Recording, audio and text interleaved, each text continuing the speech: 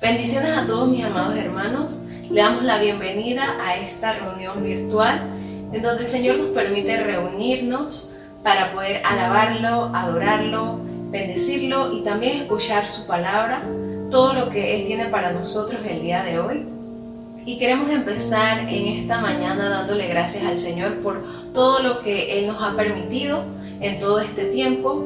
Hoy tenemos un día más de vida y tenemos muchas cosas por las cuales agradecer a Dios. Así que en este momento les invito a estar elevando una oración de agradecimiento al Señor por todo lo que Él ha hecho y por todo lo que seguirá haciendo. Señor Jesús, en esta hora venimos delante de ti agradeciéndote, Dios, una nueva oportunidad que nos das de poder reunirnos, Señor Jesús, de esta manera, Dios, virtualmente, Dios, para alabarte, glorificarte, Dios, y exaltar tu santo y bendito nombre. Te doy gracias, Dios, por cada una de las familias que están reunidas, Señor, en sus hogares, Dios. Padre, alabándote, Dios, buscándote, Dios, en esta mañana, Dios, en este día. Gracias, Señor Jesús, por todo lo que tú nos permites, Dios. Gracias, Señor Jesús, porque nos permites, Dios, reunirnos, Señor, por estos medios, Dios. Y Padre, estamos juntos, Señor, estamos unánimes, Dios, alabándote y glorificándote, Señor, en un mismo sentir, Señor Jesús. Padre, en familias, glorificando tu santo nombre, Señor. En esta hora te pedimos, Dios, que seas tú que tomes el control de todo lo que suceda, Dios, el día de hoy, en cada casa, en cada hogar, Dios, en cada familia, en cada persona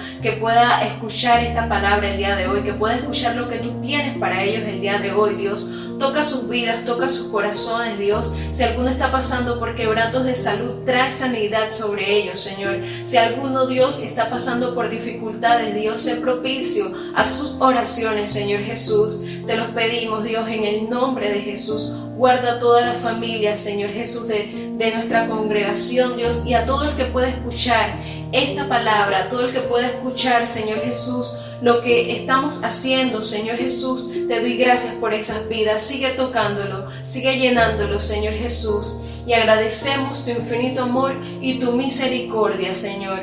Gracias, Dios. En esta hora queremos alabarte, Dios. Recibe nuestra alabanza delante de tu presencia, Señor Jesús, como una ofrenda grata delante de ti.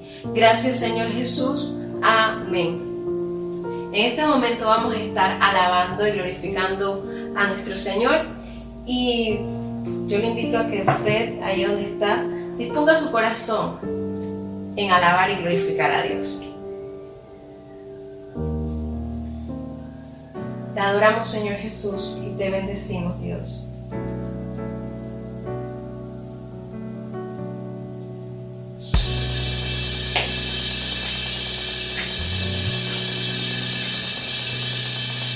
Hashem es varón de guerra, Hashem es su nombre, Hashem es mi fortaleza y mi cántico. Hashem es varón de guerra, Hashem es su nombre, Hashem es mi fortaleza y mi cántico.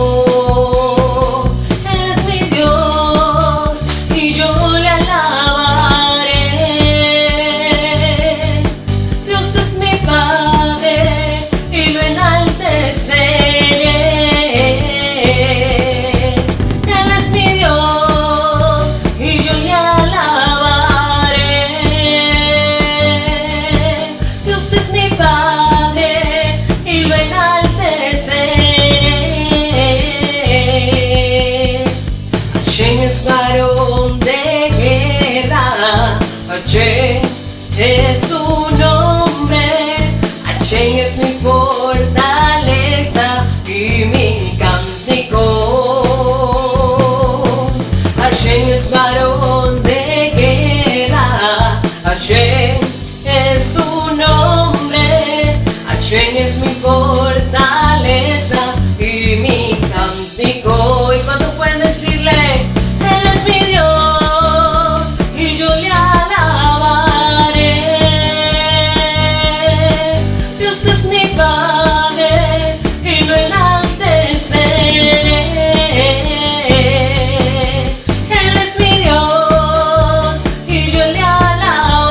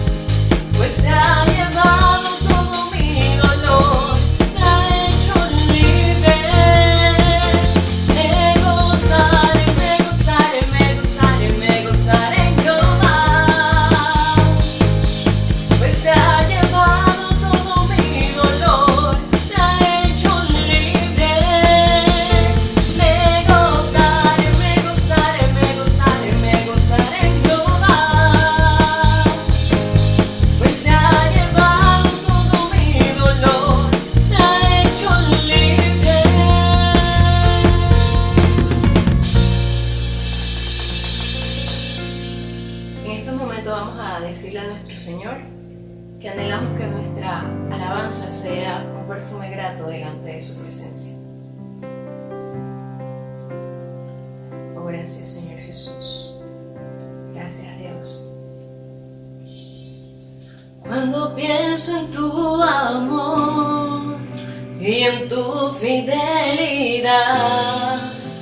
no puedo hacer más que postrarme y adorar.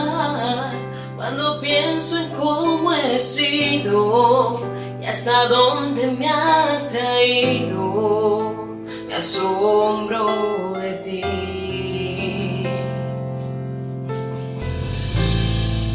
No me quiero conformar.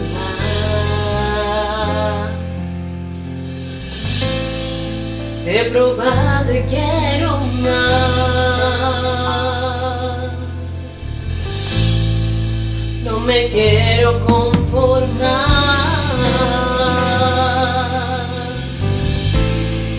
He probado y quiero más. Yo quiero enamorarme más de ti. Enséñame a amarte y a vivir conforme a tu justicia y tu verdad. Con mi vida quiero adorar, con todo lo que tengo y lo que soy, todo lo que he sido te lo doy. Que mi vida sea para ti como un perfume a tus pies. Cuando pienso en tu cruz y en todo lo que has dado, tu sangre por mí, por llevar mi pecado. Y cuando pienso en tu mano, hasta aquí hemos llegado por tu fidelidad. Y no me quiero conformar. Oh, te he probado y quiero más, Dios. He probado y quiero más. No me quiero conformar.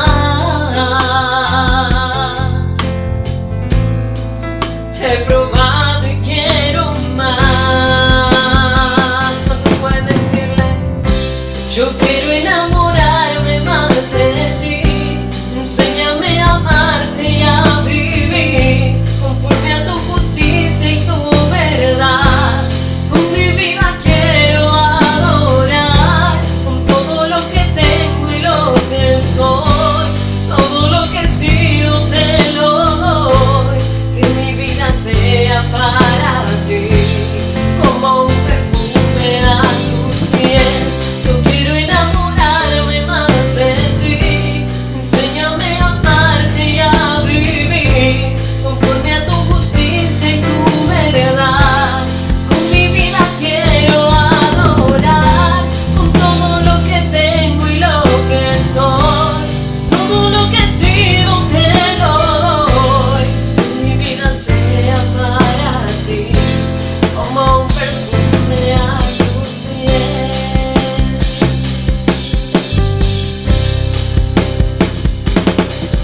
Y no podría estar ante ti escuchándote hablar sin llorar como un niño.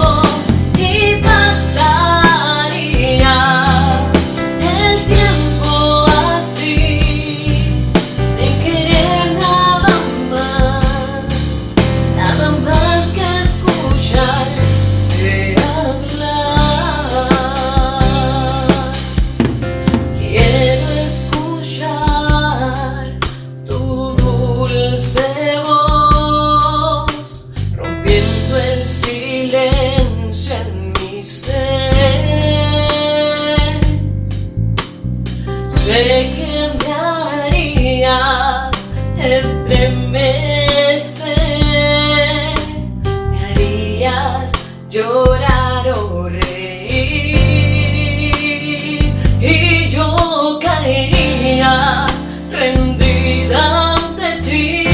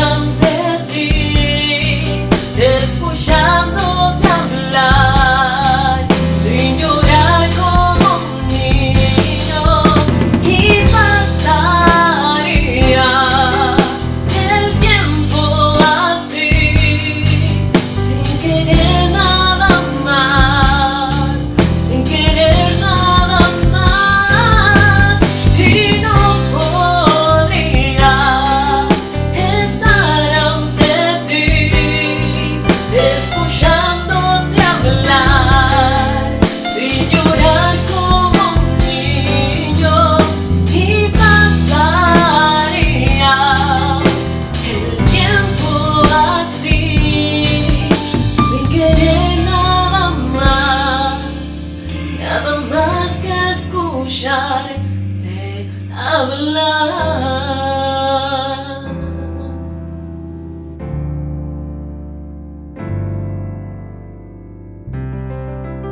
Bendiciones, amados. Qué bueno poder reunirnos una vez más para darle la gloria a Dios y juntos poder también estudiar la palabra del Señor, preparando nuestros corazones para lo que Dios tiene para nosotros en este día, para nosotros y también para nuestros familiares que están hoy reunidos alrededor de este tiempo, de este dispositivo y sobre todo alrededor de la palabra de Dios para revisar con gran pasión, con interés, escudriñando lo que Dios tiene para nosotros. Y quiero invitarles, amados, a que busquemos en el libro de los Hechos, capítulo 15. Vamos a estar revisando la palabra de Dios y vamos a ver también algunos otros contextos que nos permitan poder entender algo de los pactos de Dios con nosotros, lo que Dios ha determinado y cuándo deja de ser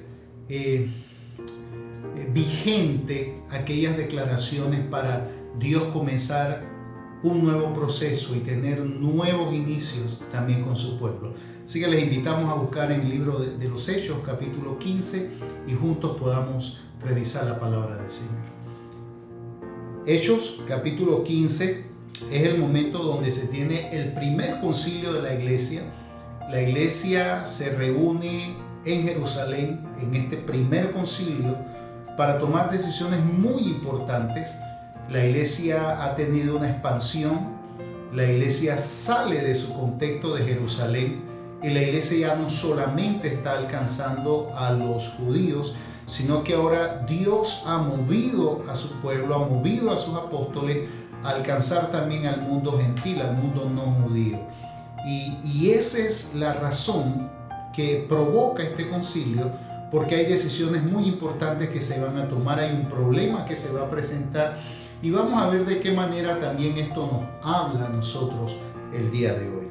Y dice Hechos capítulo 15, desde los primeros versos: entonces algunos que venían de Judea enseñaban a los hermanos: si no os circuncidáis conforme al rito de Moisés, no podéis ser salvos.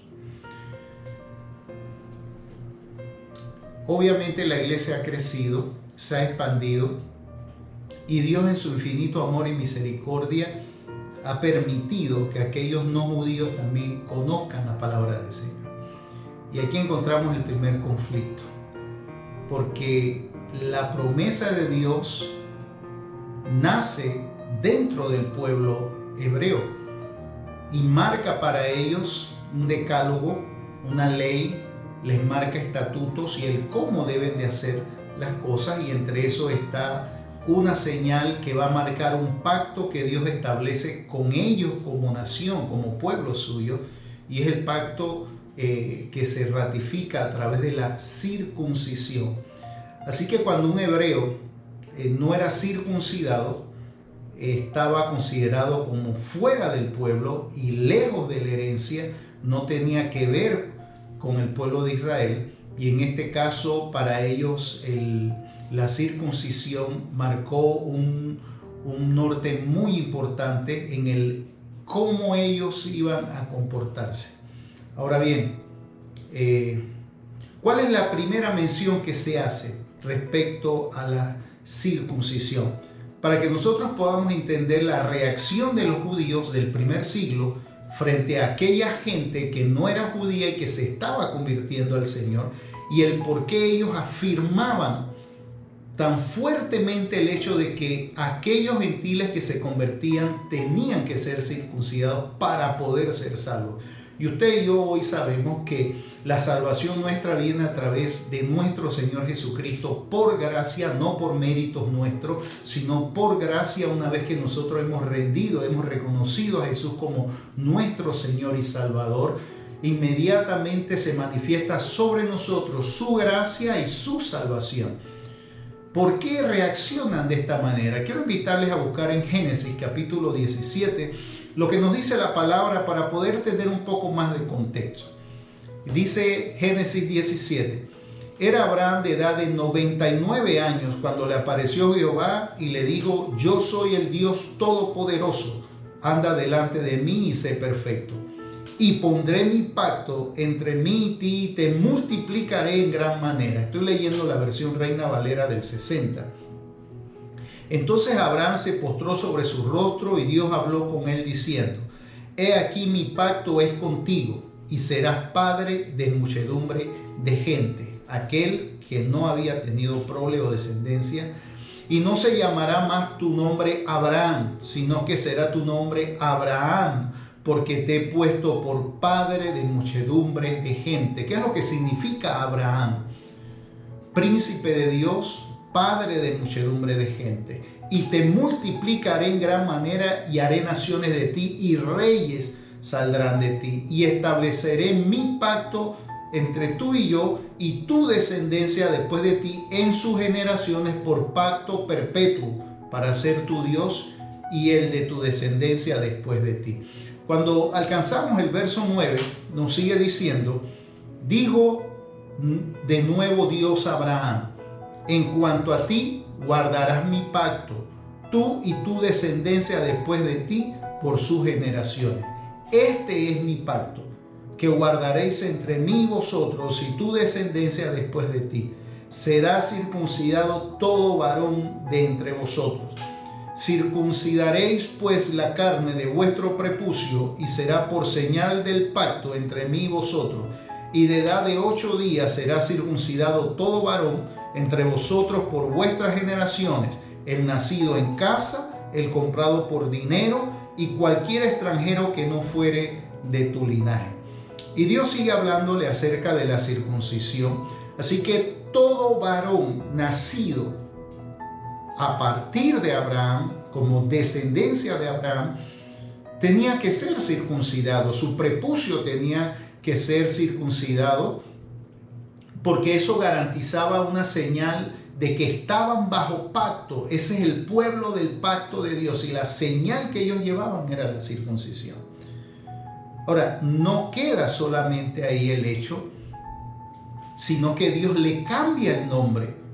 O sea, a ese hombre que no tenía prole, que no tenía descendencia, ahora va a ser padre de muchedumbre de gente. Serás el príncipe de Dios. Por eso tu nombre es Abraham, y como señal de que yo como Dios hago pacto contigo, es que cortarás el prepucio de todo varón. Eso certificará que son un pueblo. Esa descendencia tuya estará bajo pacto perpetuo conmigo. Recuerden que cuando Dios llama a Abraham, Abraham es llamado el padre de la fe, y todo lo que Abraham hizo y de la manera que se condujo y de la manera que actuó, Abraham lo hizo en fe. Abraham no estaba bajo la ley. Abraham estaba en un momento de un periodo patriarcal y se movió dentro de ese ámbito de fe. Por eso es padre de muchedumbre de gente. Y nosotros con toda autoridad podemos decir hoy que Abraham también es nuestro padre por la fe que depositó en Dios. Y por eso Dios le llamó su amigo. Es el momento cuando estamos viendo a ese hombre moviéndose antes de que Dios le diera la ley a Moisés. La ley vino mucho tiempo después, así que Abraham no está viviendo bajo la ley, sino que está viviendo bajo un gobierno patriarcal en ese trato de Dios con la humanidad. Y Abraham empieza a manifestar lo que realmente es la fe. Esto es importante que nosotros tengamos esto en claro, por el cómo se establece y en qué momento de la historia de los tratos de Dios también se establece. Pero no queda allí el hecho de la circuncisión, el llamado, el marcar al pueblo que está bajo pacto, sino que a la altura del libro de Éxodo, y es importante que nos acompañen a través de la lectura en el capítulo 4, yo quiero ver conjuntamente con ustedes desde el verso 24.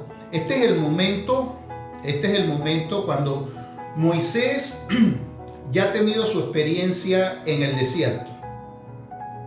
Ya tiene a su esposa, tiene a sus hijos, y Dios ha tratado con él en el capítulo 3 con la zarza y le está diciendo: vuelve nuevamente a Egipto porque te levanto como un caudillo para liberar a la nación, para llevarlos a un lugar que yo tengo preparado para ellos. Y después de ese encuentro que Moisés tiene con el Señor, Moisés va de vuelta nuevamente a Egipto.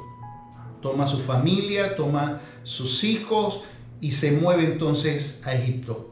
Allí, ese es el escenario de este pasaje de Éxodo capítulo 4. Dice el verso 20: entonces Moisés tomó su mujer y sus hijos y los puso sobre un asno y volvió a tierra de Egipto. Tomó también Moisés la vara de Dios en su mano.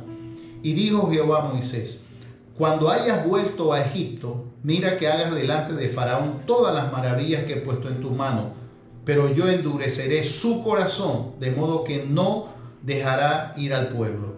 Y dirás a Faraón: Jehová ha dicho así: Israel es mi hijo, mi primogénito.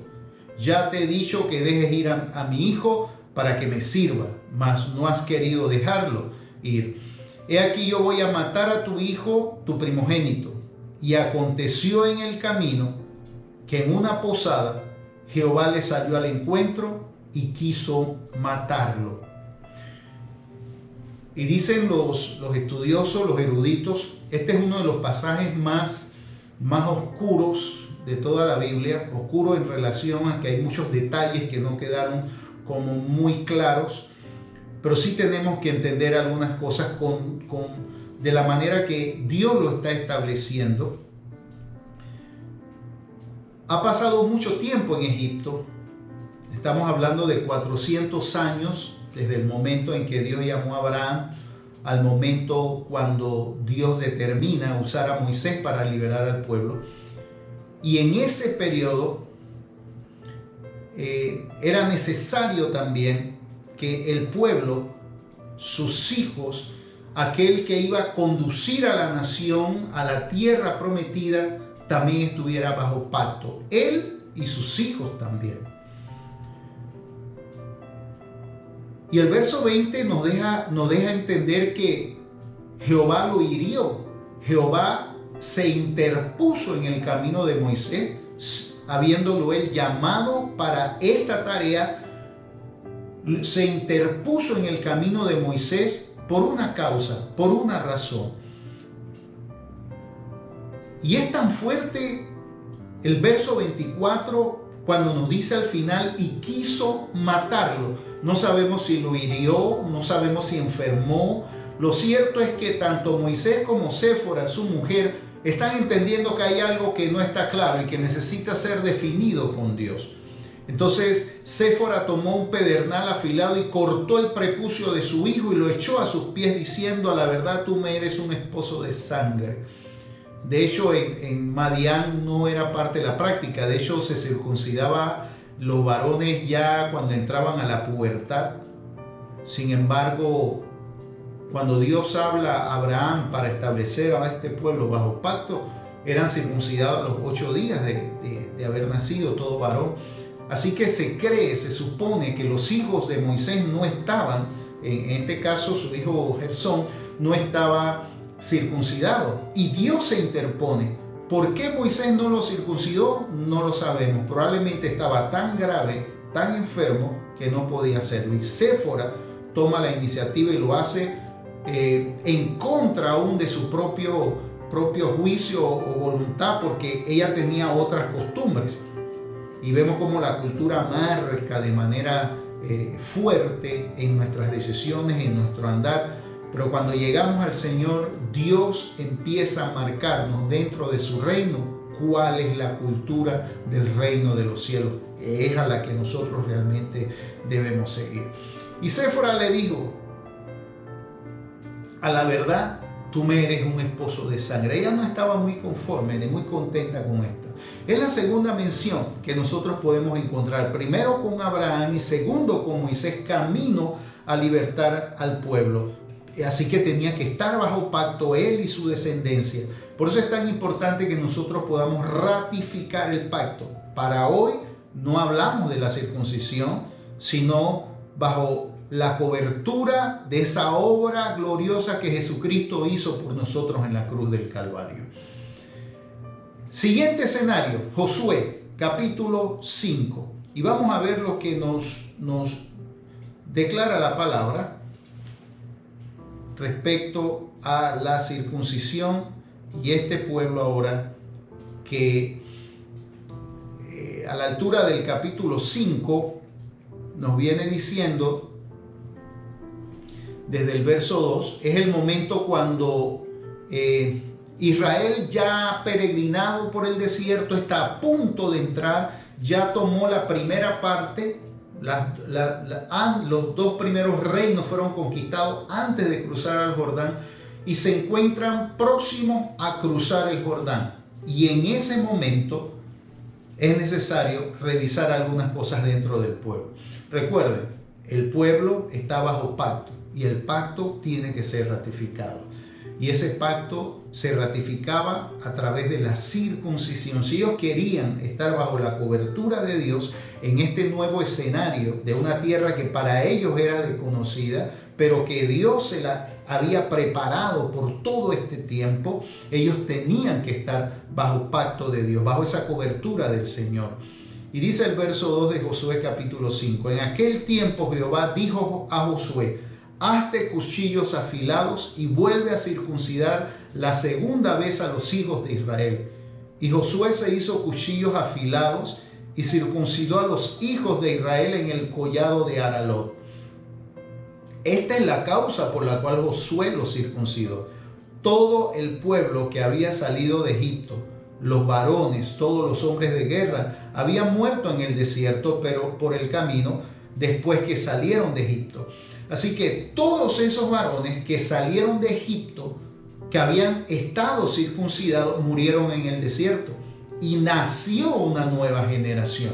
Así que los que van a entrar a la tierra prometida es una nueva generación. Y esta nueva generación necesita estar bajo pacto. Esta nueva generación necesita estar dentro del orden de Dios. Esta nueva generación necesita entender los diseños de Dios, los caminos de Dios y el mover de Dios a través de su Espíritu Santo hoy día también. Porque, amados, hay una nueva generación que Dios está levantando. Hay una nueva generación aún en tiempos difíciles. Dios ha levantado una nueva generación. Dios está levantando una nueva generación y que van a tener sus propios desafíos, experiencias y ellos necesitan entrar bajo pacto, necesitan entrar en el orden de Dios. Así que Dios ahora, en el caso de Israel, antes de entrar a la tierra prometida, Dios da una orden a Josué. Josué, todos los hombres que estaban bajo pacto, que se habían circuncidado, ya murieron.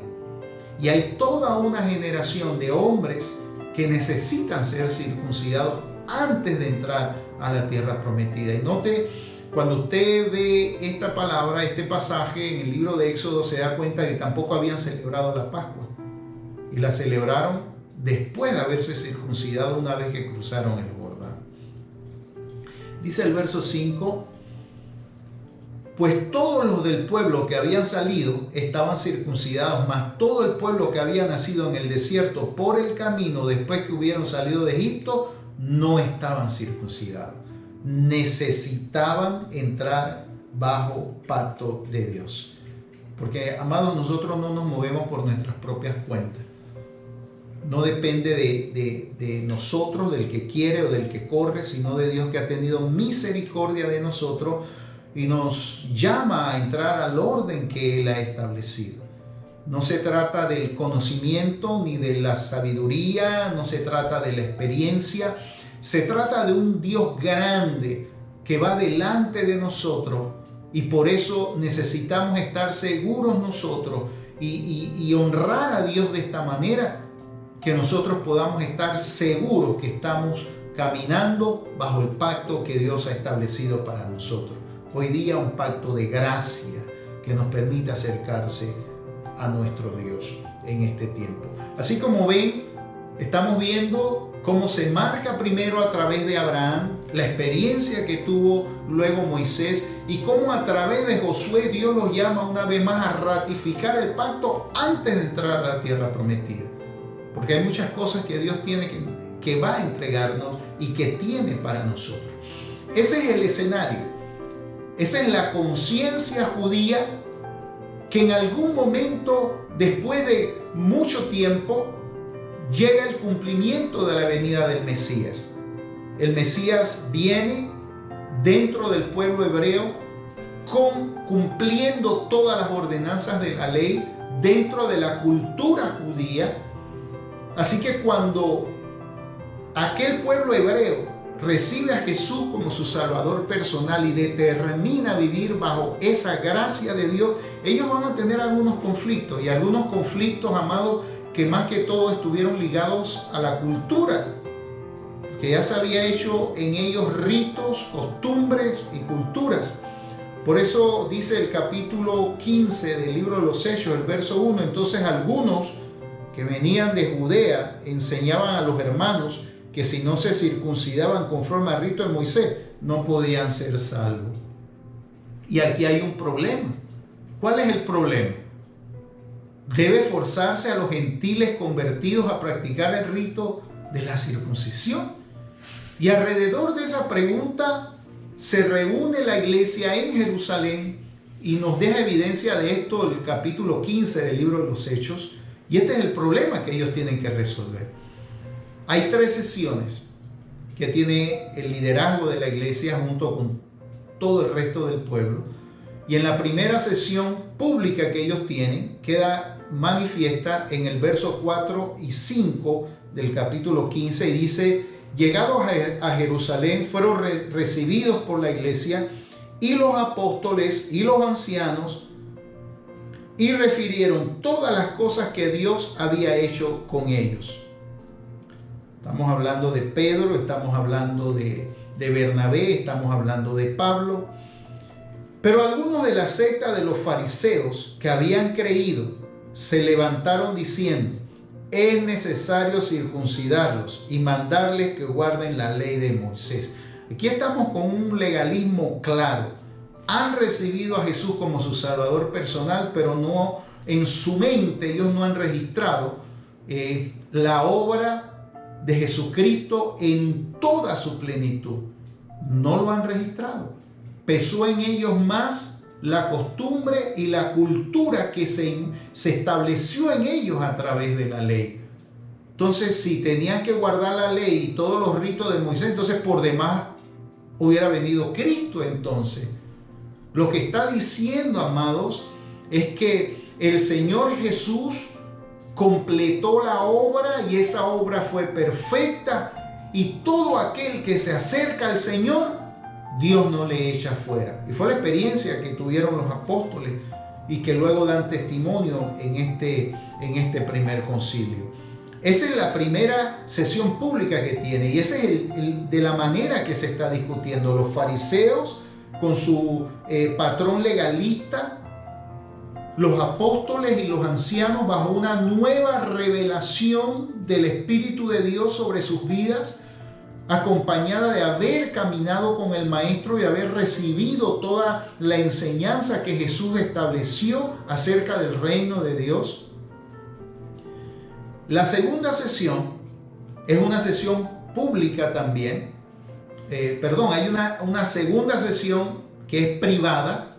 En esta sesión privada están solamente los apóstoles y los ancianos, porque ellos no iban a permitir que el pensamiento farisaico legalista predominara sobre la iglesia.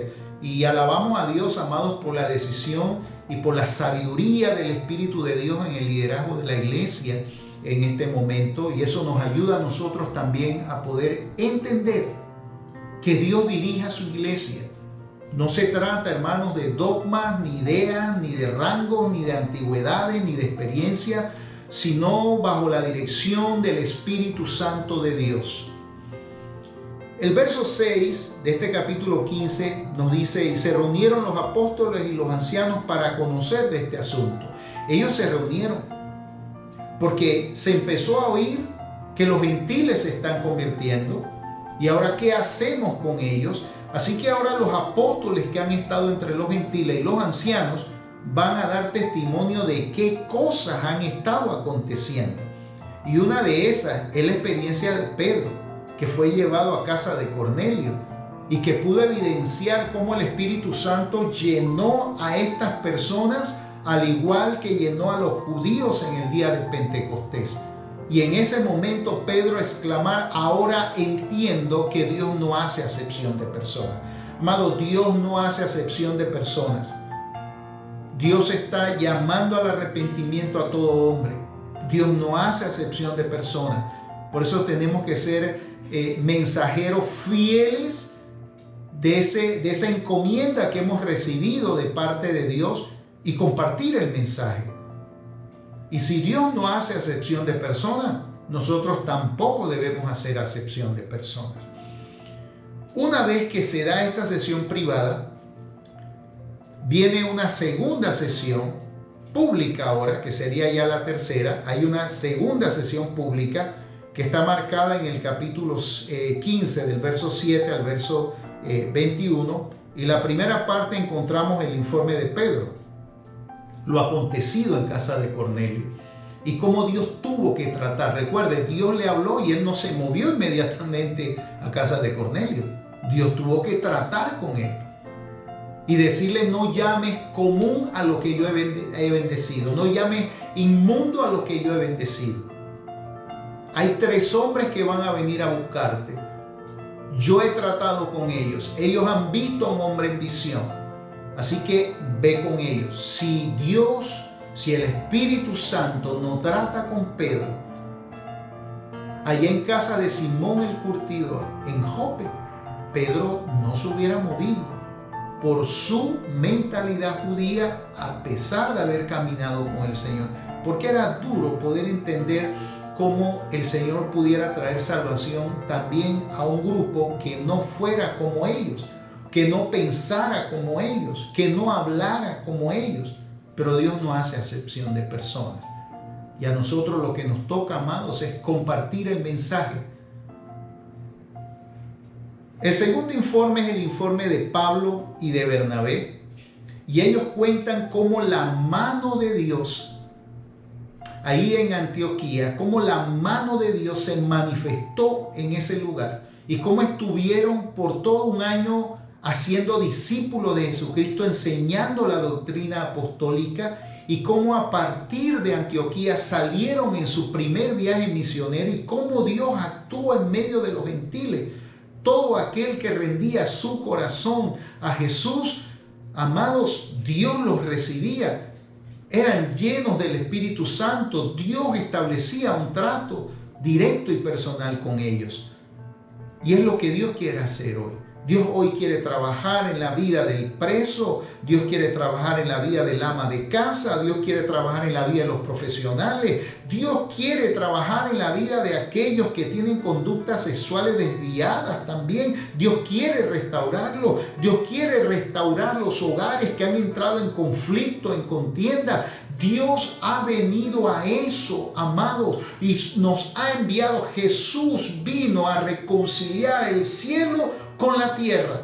La necesidad que había de que el hombre se acercara a Dios, Jesús, a través de Jesús, se estableció un puente. Por eso San Juan dice que Jesús es el camino, es la verdad y es la vida. Nadie va al Padre si no es a través de Él. Por eso que tenemos que presentar a ese Salvador, a ese puente, a esa puerta, a ese camino que el Padre ha dado a la humanidad para que puedan hallar salvación. No nos toca a nosotros determinar quién se salva o quién no se salva.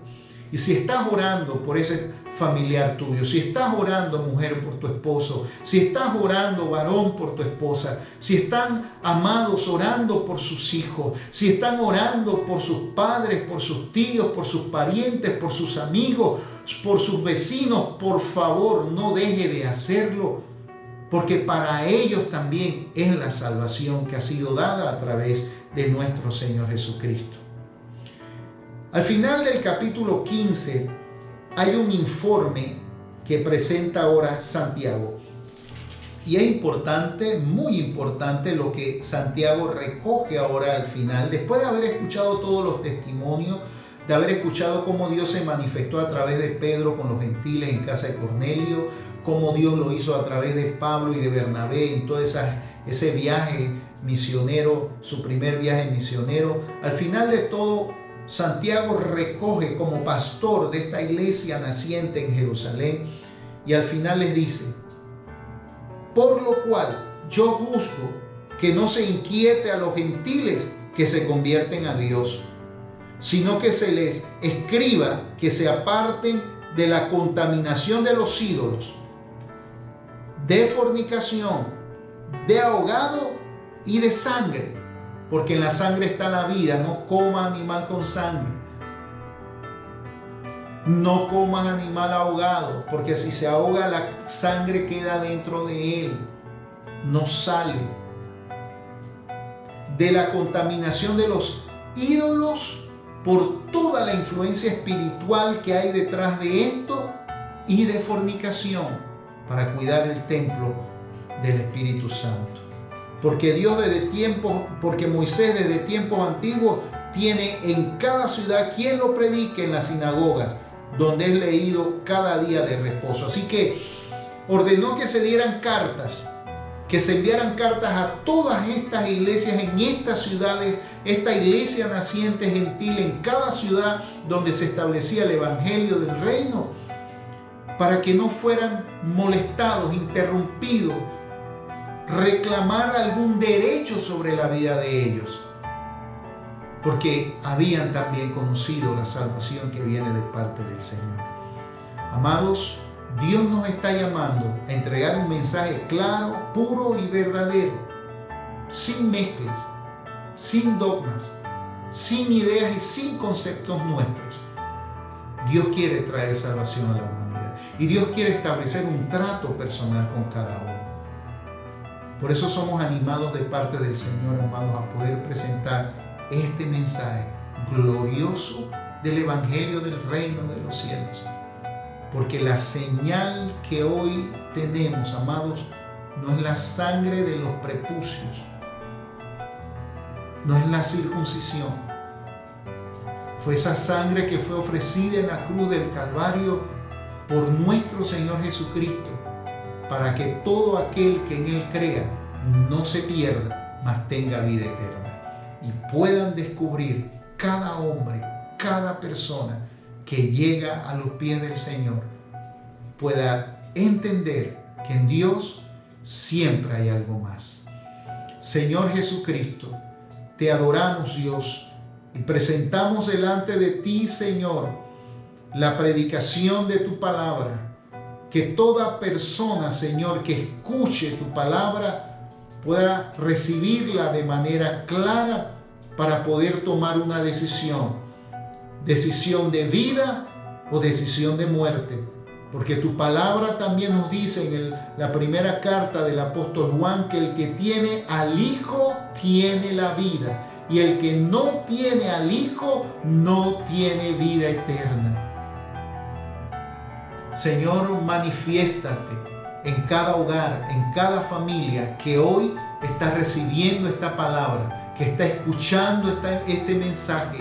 Que tu Espíritu Santo, Señor, pueda inquietar sus vidas y pueda, Señor, acabar también con todo prejuicio, Padre, que mantiene alejados a aquellos que han sido también determinados para salvación. En tus manos, Señor, los ponemos y te bendecimos, Dios, y bendecimos a cada persona que hoy comparte este mensaje, que participa, Señor, de este tiempo donde tu palabra está siendo expuesta. Bendice sus hogares, toca sus vidas, y que una vez más, Señor, ese pacto que tú has establecido, Señor, de salvación por medio de tu gracia, pueda cubrirles y darles seguridad, Señor, de salvación y esperanza de una vida eterna. En tus manos les ponemos, Dios, en el nombre de Jesús. Amén. Amén.